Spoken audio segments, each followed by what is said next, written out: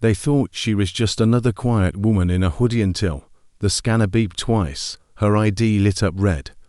And the general, who never flinched, leaned forward and whispered, "Stand down." That shadow recon.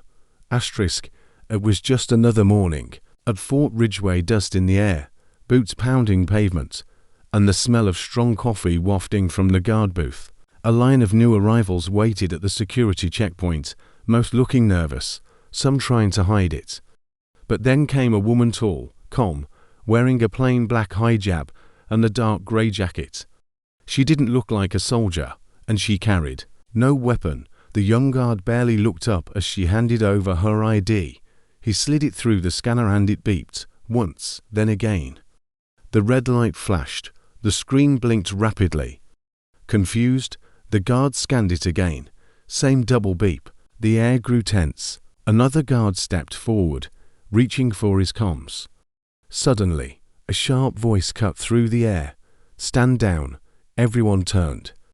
A general, one of the highest-ranking officers on base, stepped out of the shadows, eyes locked on the woman. He looked at the ID, then back at her.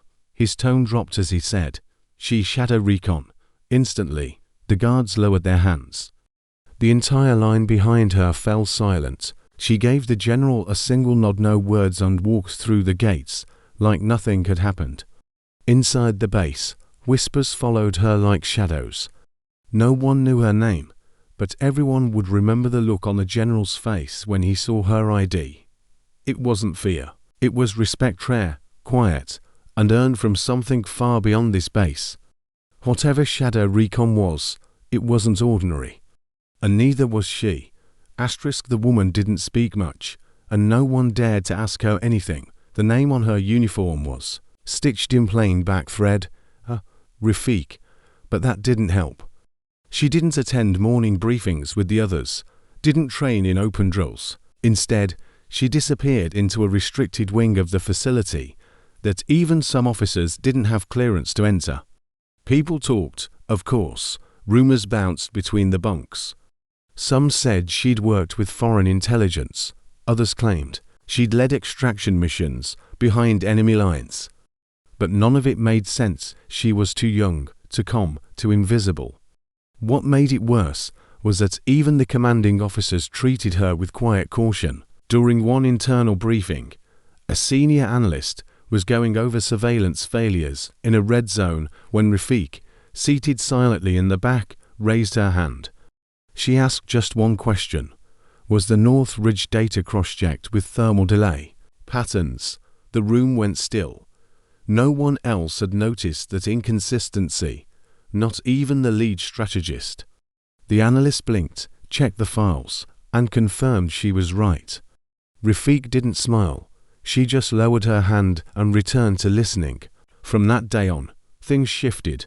People gave her space, but they also started watching closely. Even the general, who once called her Shadow Recon, never addressed her directly in public again. One night, someone checked her deployment history on the internal database. All they found was a warning: access restricted, clearance ultra black. After that, even the rumors stopped. Because now they realized whatever she'd done before, whatever she'd seen, it wasn't just secret, it was buried. And yet, she walked among them like nothing weighed her down. Quiet, sharp, always watching, like she was waiting. For what? No one knew. It was just another routine simulation at least. That's what everyone thought. A staged drone infiltration over mock hostile terrain, with 3 teams assigned to neutralize the threat. Rafiq wasn't even on the schedule. She stood quietly at the edge, observing like always, clipboard in hand. But 5 minutes into the simulation, the digital enemy force moved in a pattern no one had predicted. The drone split, shifted altitude, then vanished off radar. Confused orders flew between squads, panic set in. The system was crushing, data scrambled, signals jammed, officers shouted. A junior recruit was about to trigger the fail-safe shutdown when Rafiq stepped forward. Calm, composed, she walked past the frozen controllers and typed directly into the override console. "They're not attacking," she said without turning. "They're testing blind spots." She input a new command string, and within seconds, the live feed returned enhanced, reorganized. Every enemy unit reappeared, along with their movement algorithms. Silence fell over the room. Then the general walked in, furious until he saw the screen. He stared at Rafiq, then at the data, then back again. "How?" he finally asked. Rafiq didn't answer.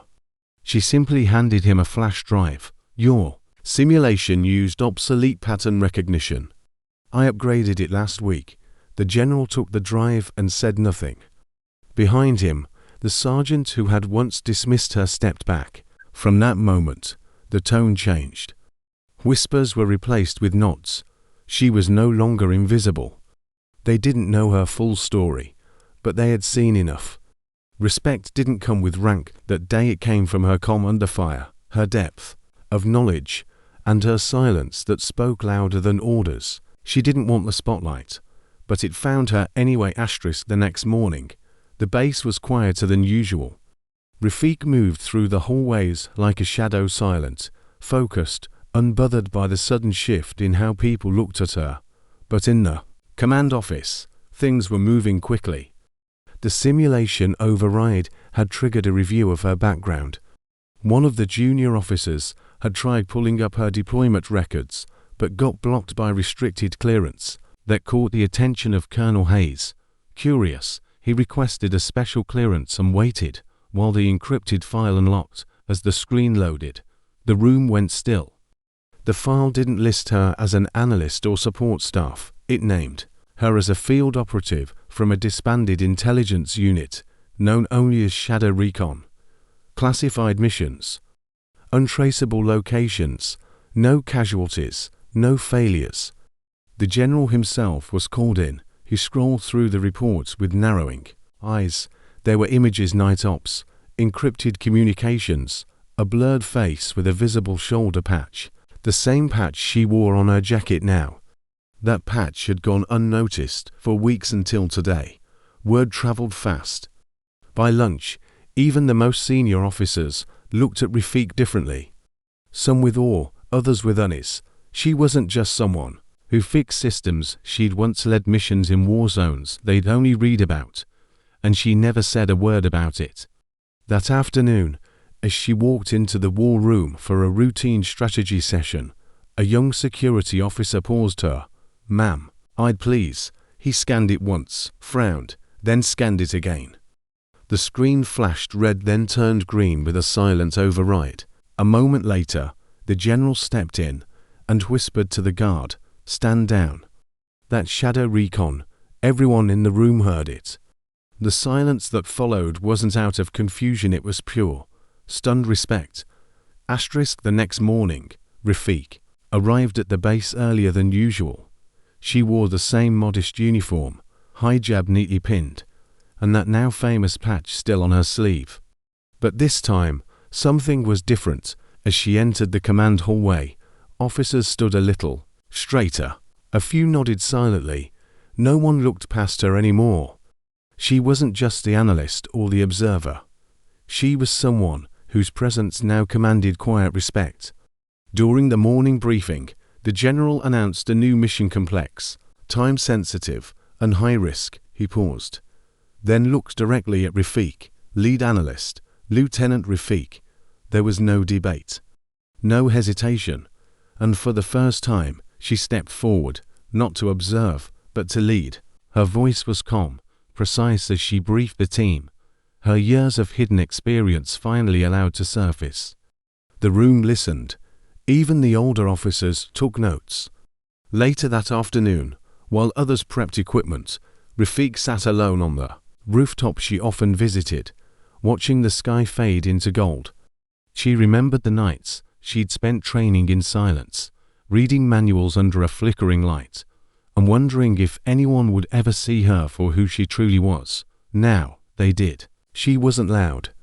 She wasn't flashy, but she didn't have to be. Her actions had spoken for her. As the mission launched and the base buzzed with movement, one young recruit walked past her unsaluted. No words, just a simple, sharp gesture of respect. Others followed. She nodded once, quietly. That night, long after the base lights dimmed, Rafiq returned to the rooftop with her radio headset, scanning quiet signals under the stars. A faint missile trail marked the sky in the distance. Another mission done. She sat still, calm, and at peace.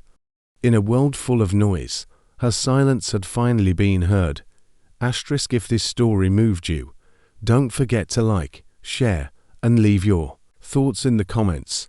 Subscribe to Hidden Brave for more powerful true stories of courage and silence.